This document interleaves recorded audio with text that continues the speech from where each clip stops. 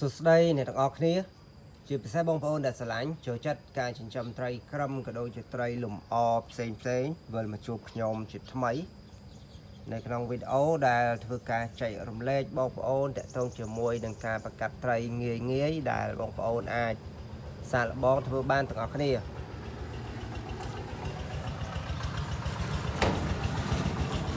จัง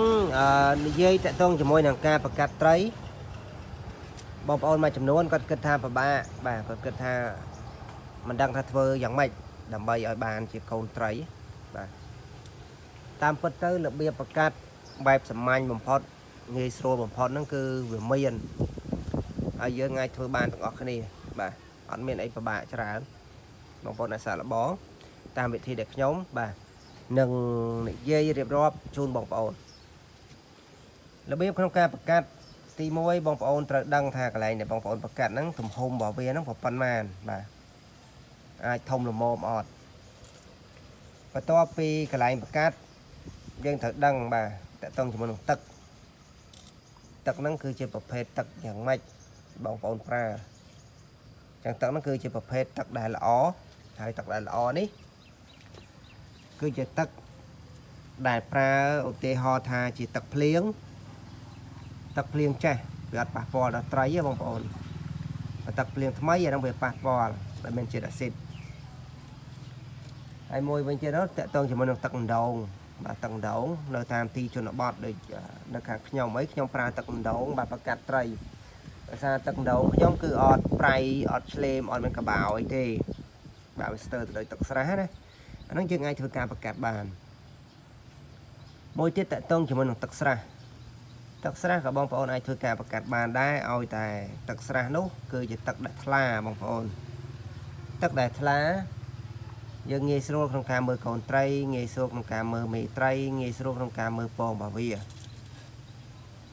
បន្តមកទៀតតកតងជាមួយនឹងទឹកស្អាតនេះបងប្អូនត្រូវបើកវាទុកចោលបាទនៅក្នុងធុងអីចឹងទៅបាទរយៈពេល2ថ្ងៃ3ថ្ងៃអីចាំយើងយកមកប្រកាត់ដោយសារទឹកដបងនោះវាមានជាតិថ្នាំខ្លាំងបើកទៅបងប្អូនអាចហាត់ដឹងណាបាទហាត់ទៅឡើងធំឈួលថ្នាំហ្មងណាកាលពីមុនខ្ញុំដូរទឹកត្រីអីបាយបើកពីតយោមកដាក់ក្នុងធុងហើយយើងដងប្រើធម្មតាដូរទឹកធម្មតាតែមករយៈក្រោយមកគឺទឹកហ្នឹងវាធំក្លិនថ្នាំបងប្អូនបើកទៅធំងាងថ្នាំហ្នឹងណាអញ្ចឹងយើងអត់អាចបើកភ្លាមប្រើភ្លាមបានទេយើងត្រូវធ្វើការបាទបើកស្តុកទុកបាទ2ថ្ងៃ3ថ្ងៃចាំយើងយកមកប្រើបន្តមកទៀតបងប្អូនតើតើមួយទឹកស្អាតទឹកសុទ្ធបាទទឹកសុទ្ធដោយទឹកសុទ្ធធុងធំបាទធុង6000មួយធុង5000អីហ្នឹងខ្ញុំអត់ធ្លាប់ប្រើទេបងប្អូនហើយខ្ញុំក៏អត់ដឹងថាយើងដាក់ទៅវាមានបញ្ហាអីដែរអត់បាទតែបើតាមខ្ញុំគិតថាប្រហែលជាមិនអីទេដោយសារទឹកហ្នឹងដូចជាទឹកសុទ្ធយើងអញ្ចឹងទឹកសុទ្ធ10តូចអញ្ចឹងវាចាំវាស្អាតហើយស្រាប់ហើយបាទហើយគេធ្វើឡើងក៏មិនសូវជាមានជាតិថ្នាំអីណាស់ដែរវាអាចធុំក្លិនដែរឧទាហរណ៍ថាបងប្អូនបើកកម្របវាចោលទុកមកយប់អីចឹងទៅវាមានធុំក្លិនតិចតួចអីចឹងណាបាទអញ្ចឹងអ្នកទាំងអស់គ្នាតើតងជាមួយនឹងទឹកនេះបន្ទាប់ពីយើងជ្រើសរើសទឹកបានយើងត្រូវពិនិត្យទៀតថាទឹករបស់យើងហ្នឹងវាមានសត្វនៅក្នុងហ្នឹងអត់តែជាធម្មតាទឹកដែលមានសត្វគឺជាប្រភេទទឹកស្រះឬក៏ទឹកពាងបាទបើទឹកស្អាតអាហ្នឹងវាមិនមានអីទេអញ្ចឹងតើតើមួយនឹងទឹកស្រះឬក៏ទឹកពាងនេះបងប្អូនត្រូវពិនិត្យមើលថាមានសត្វកកូមដែរអត់សត្វកកូមដូចសត្វពីងពាងនៅលើទឹកអញ្ចឹងណាមានសត្វកកូមដែរអត់មានតកៅទឹកដែរអត់មានប្រភេទសត្វអីផ្សេងទៀតដែរអត់សូម្បីតែប្រភេទចៃសដែលនៅក្នុងពាងទឹកធំហ្នឹងក៏យើងដាក់ប្រកាត់ត្រីវាអត់បានដែរដោយសារអីដោយសារពួកហ្នឹងវាធំអញ្ចឹងវាខាំកូនត្រីយើងបាទបន្ទាប់ពីបងប្អូនជ្រើសរើសបាទកន្លែងរួចរាល់ហើយបងប្អូនត្រូវជ្រើសរើសទីតាំងទៀតទីតាំងហ្នឹងគឺយើងដាក់កន្លែងដែលត្រជាក់ល្មមកុំឲ្យក្តៅពេក តែកាលណាក្តៅពេកត្រីរបស់យើងក៏ងាប់ដែរមិនថាកូនត្រីឬក៏មេបាទេគឺងាប់ដូចតែគ្នាទេបាទបន្ទាប់ពីរើសទីតាំងរួចរាល់ហើយបងប្អូនអាចធ្វើការដាក់ឈ្មោលចូលបាទដាក់ឈ្មោលចូលទៅបន្ទាប់មកមេបងប្អូនអាចយកកដុងទឹកសុទ្ធជើងហ្នឹងដាក់ទឹកពាក់កដាលដាក់មេចូលក្នុងកដុងទឹកសុទ្ធមួកម្របវាហើយបដែតចោលទៅបដែតនៅក្នុងកន្លែងដែលយើងប្រកាត់ហ្នឹងទៅ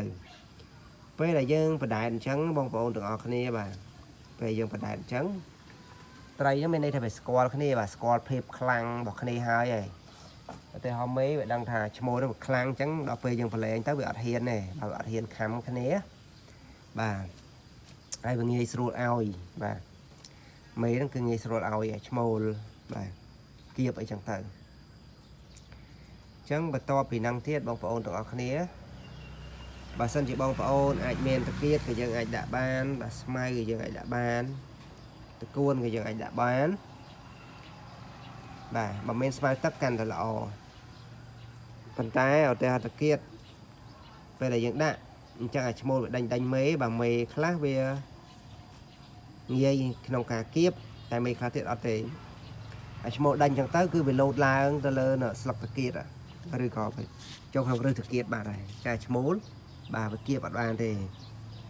តែមិនមែនថាយើងដាក់ទៅវាដឹងតាគៀបអត់បានចឹងរហូតទេបាទយូរតិចអានឹងវាអាចបានដូចគ្នាបន្ទាប់ពីបងប្អូនប្រឡែងមេបាចូលទុករយៈពេលបាទកន្លះថ្ងៃមួយថ្ងៃឬពីរថ្ងៃឬក៏លើសហ្នឹងទៅតាមមេនោះយើងនឹងបានពងឈ្មោលវានឹងគៀបពងហើយរយៈពេលនៃការគៀបពងនេះគឺវាអត់ស្មើគ្នាទេបងប្អូនបាទមិនមែនថាយើងដាក់មួយថ្ងៃដឹងតែបានពងទេអត់ទេមេខ្លះយើងមួយថ្ងៃពីរថ្ងៃ3ថ្ងៃមានមេខ្លះទៀតក៏4 5ថ្ងៃអីចឹងទៅបាទវាតាមហ្នឹងណា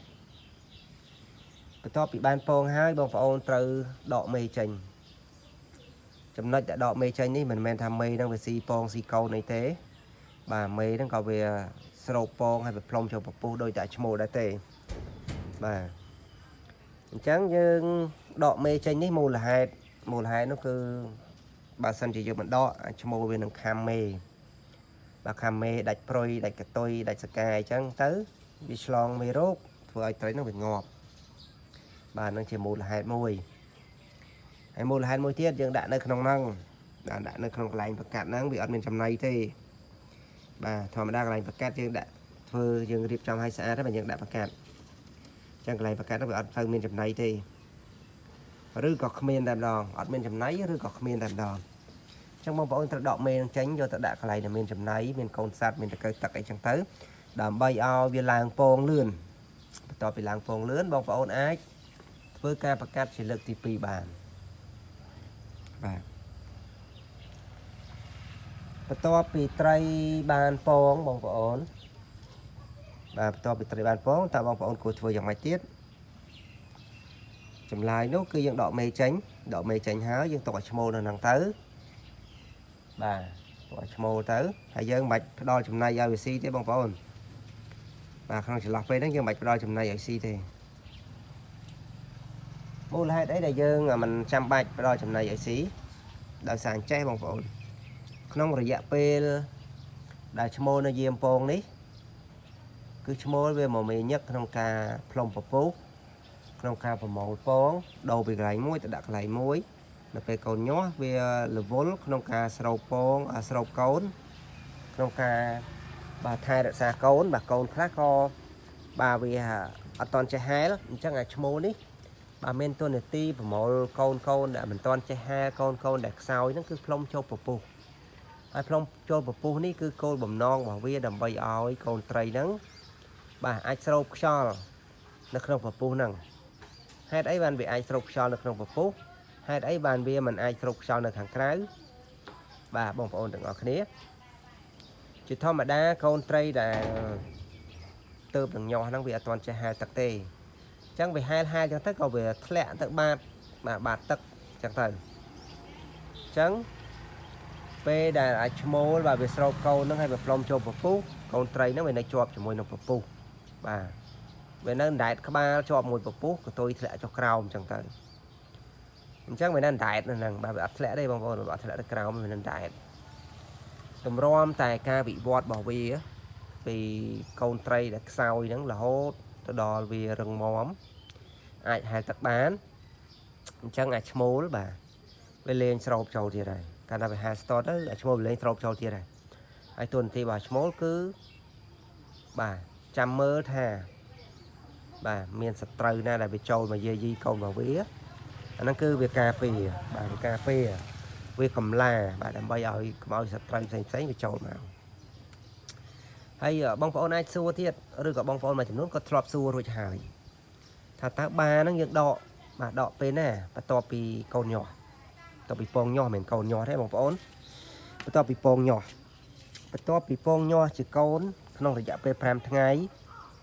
con trai bây giờ nó cứ bị hai store này bay tháng ấy gọi về hai store này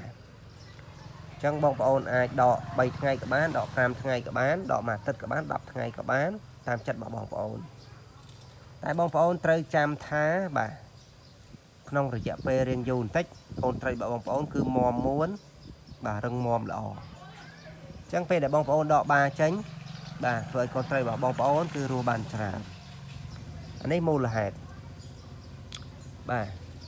chẳng là lời ní không rồi dạ về video nó cứ về đọc môi này tì chia ngay bà riêng dùn tích đáy ta trong phơ phần vô bông pháo để bàn có bọc bài thích là bây chỉ bị giao sắp rạp bông pháo đã toàn chết và cắt trái bà trắng sờ rốc màu vinh sờ rốc ở clay bông pháo bà bông pháo và cắt trái ta miền cái lại xong rôm thông được mốm to máu vô mê ba mà phải lên cho mà cu chỉ cả sải cái cứ sừng khai bật clay này ta bắt nắng để được thế bà hai to bị nhó đọ mê chênh bà chỉ cả sải chắc là lấy nó cứ trong video ấy cho phô bông pháo đà sẽ lạnh cho chất complete cho chạy like video đã muối bà cho chạy like thế cứ ở lối cho bông pháo ta chặt tục thay cho cả lực thực chất trong cả phơ video hay môi bên tiết bông pháo đã toàn ban cho subscribe channel YouTube bà cho subscribe đã môi tư cho follow page phong bông pháo bà chẳng bà sân chỉ nè tặng ở cái này trong tẹt tông mà nhóm complete với ca tẹt tông mau tạm là dạng telegram sau cặp và mỗi bài đam phát pi đã phẩm bảy mà đong thiết bông pháo được này bà telegram sau cặp và mỗi bài đam phát pi đã phẩm bảy rồi cả bông pháo này với cả chat cho Facebook đại Facebook mình cho tha vị chất Victory chia sẻ bằng lễ bông pháo cái với cả chat cho page mình cho tha chấm cá telegram khai tất cả chia sẻ máy page mình cho tha Paradise on earth បាទជាភាសាអង់គ្លេសចង់អរគុណសម្រាប់ការឆ្លាញ់ចូលចិត្តការជួយគ្រប់គ្រងជួបខ្ញុំវីដេអូបន្ទាប់នៅពេលក្រោយទៀត